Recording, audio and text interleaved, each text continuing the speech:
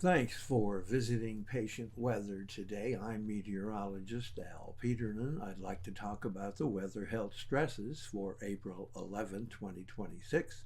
We do keep additional graphics available at tpatw.com. We also maintain a storefront on Amazon. Amazon purchases made through our Patient Weather storefront support the activities of Patient Weather. Looking at the surface map for Saturday, we have quite a lot of activity stretching especially across the western half of the country. There is low pressure pushing inland across San Francisco and covering almost all of the Pacific Northwest.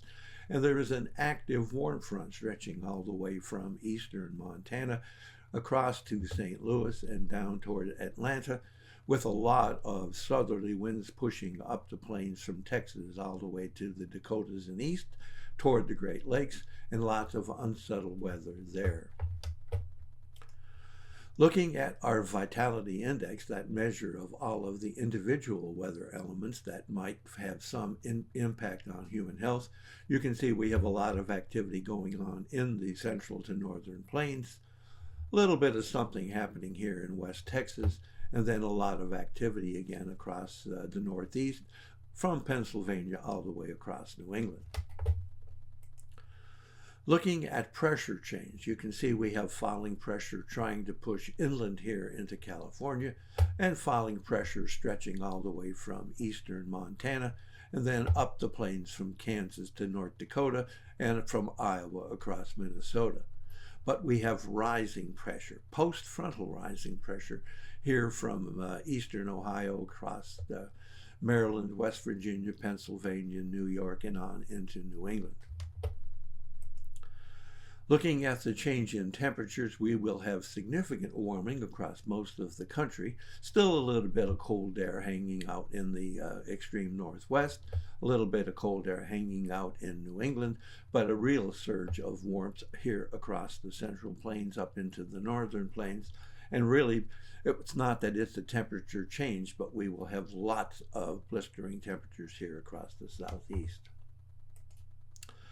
Looking at the change in dew point temperature and vapor pressure, you can see we do have that moisture flowing on up the plains, especially significant here in the upper plains. And we have falling dew point temperatures and pressure here in New England, but interesting, a little bit of an increase here across the Carolinas.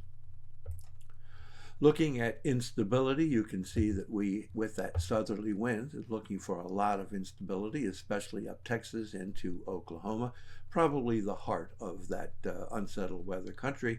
But note that we do have a little bit of instability here across San Francisco, even up into the most western portions of Oregon.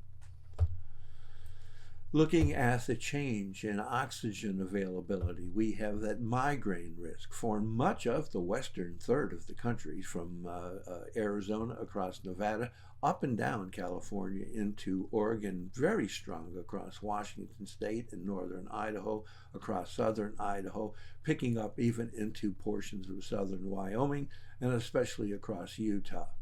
We have another little area or significant area of migraine surge across West Texas, picking up southeastern New Mexico, trying to stretch up toward Oklahoma, but being pushed back by the asthma risk.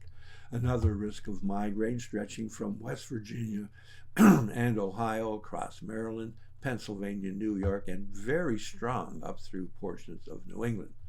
We have an asthma and arthritis risk from Oklahoma into Missouri, up into Iowa, and then up through Nebraska and the Dakotas, and extending up here into easternmost portions of Montana.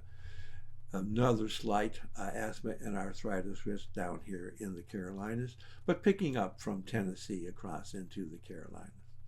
Thanks for visiting the patient and the weather. Your comments are appreciated, and if you hurt, tell us where you